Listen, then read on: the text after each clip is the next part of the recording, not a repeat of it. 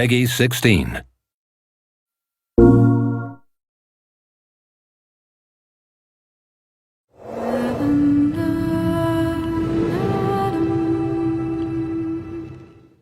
Quantic Dream has always been about creating interactive experiences that have emotion at their core. It's about telling the story of characters and giving the player the possibility, through their actions, to change the way the story unfolds.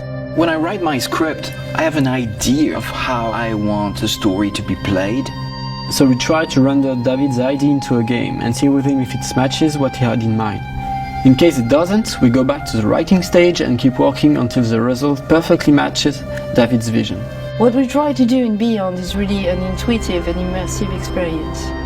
So we created a very discreet user interface with only white dots on screen and very simple controls. We wanted to revisit the action system and go for something that would be more invisible and more intuitive to the player. We didn't want the interface to be a barrier. We wanted the player to focus on what he's doing on screen and not on how to do it. Ideally, the player will forget that he has a controller in his hand and will just jump into the screen. One of the major revolutions in Beyond is the way Jodie Holmes moves. Depending on the context, depending on your emotional state, you see the character of Jodie moving differently, walking differently, looking around differently. And most importantly, to give the player the feeling he's really in control of the character, he can do almost anything he wants to do. She can talk to other people, interact with objects, and also run, jump, shoot, drive a motorcycle, or even ride a horse. What was really challenging also is that the story goes on for 15 years of Jodie's life.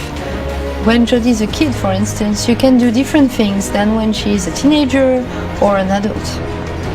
Giving this much animation to a character, it's really new. It has never been done to that extent, and it really makes the character come alive like never before.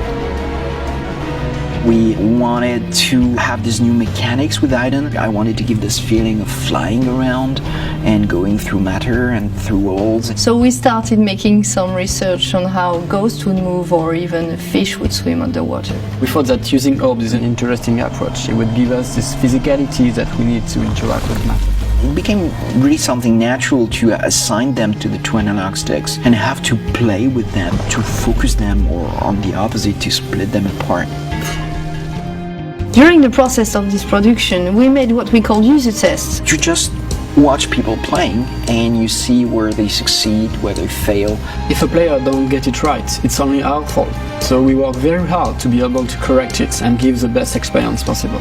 After each user test, it's meeting after meeting just to find the good solution to every single issue the player may have had.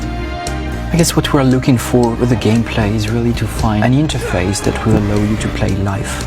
And we try to get closer and closer of the ideal interface where you don't think anymore, you just do it.